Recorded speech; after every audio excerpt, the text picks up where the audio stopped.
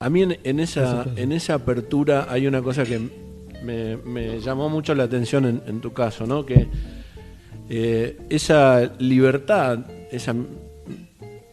de pensamiento, de confiar en tu ser interior, digamos, porque, por ejemplo,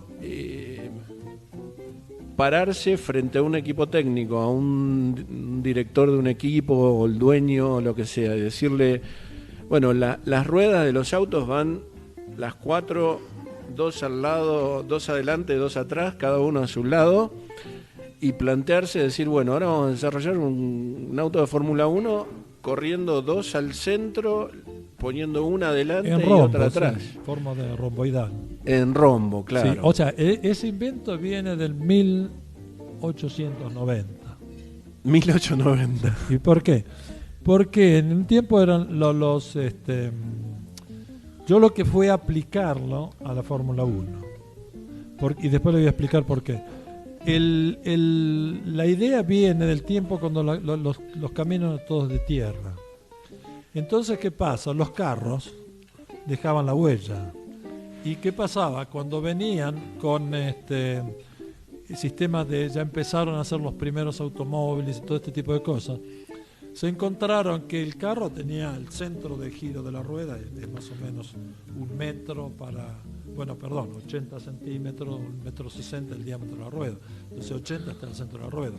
Entonces el carro no va a tocar nunca por más profundo que sea.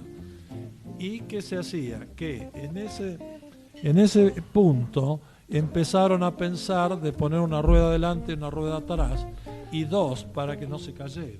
Estabilizadoras como el de la bicicleta. Claro, pero entonces usar la parte central y dejar que donde iban los caballos, digamos, y el perro que venía por detrás.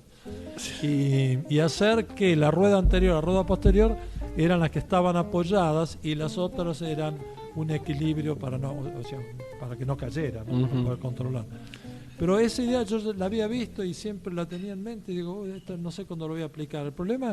El punto fue que cuando yo dejo Ferrari con 720 caballos de potencia, el 12 cilindros que tenía Ferrari, y voy a Lotus y teníamos un motor de 605 caballos. Claro, entonces digo, bueno, ¿y ahora cómo lo arreglamos? Esos son 4 segundos, tiempo a la vuelta. Entonces digo, ¿cómo lo puedo arreglar? Entonces pensando, y entonces me acuerdo que, me vino en mente que el automóvil, el 50% de la resistencia al avance del automóvil estaba hecho por las 4 ruedas. Y el otro 50% era por el cuerpo del automóvil, el chasis, el alerón delantero, el posterior y cosas.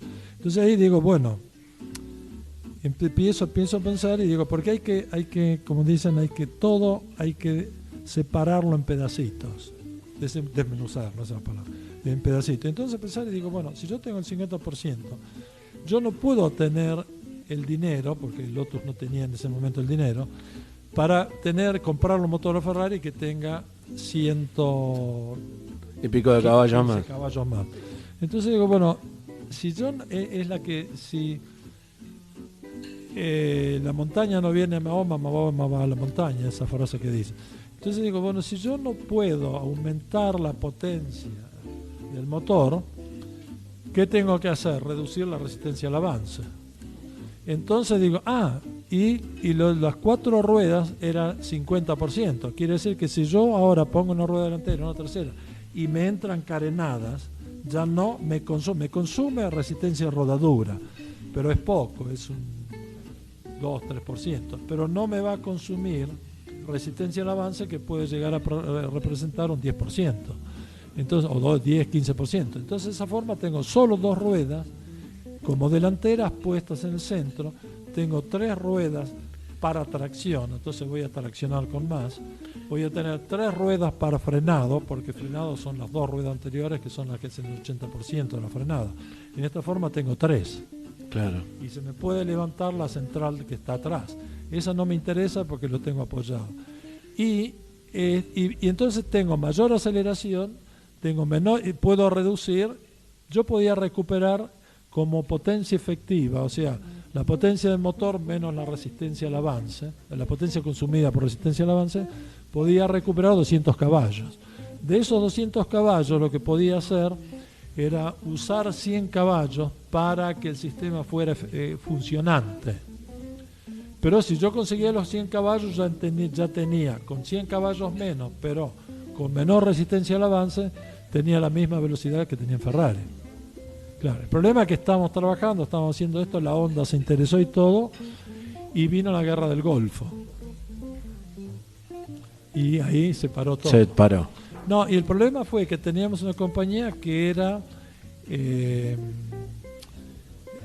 una compañía aérea y de viajes, ¿no? De Asia. ¿Y qué pasó? Pusieron una bomba en el avión de Panam, el 747. Uh-huh. No, 747, sí, de Panam, que sobre Escocia reventó. Entonces ahí dejaron de volar los japoneses, que eran los que estaban volando mucho en ese tiempo. Y la compañía nos dijo, no queremos que, porque nosotros tenemos nuestra propaganda totalmente, no vaya a ser que le disparen a ustedes también. Y se retiraron y nos quedamos sin nada. Pero el concepto estuvo, la idea estuvo, o sea, pero eso, ¿por qué lo presenté en Lotus? Porque si hubiese estado Colin Chapman me hubiese dicho, sí, vamos.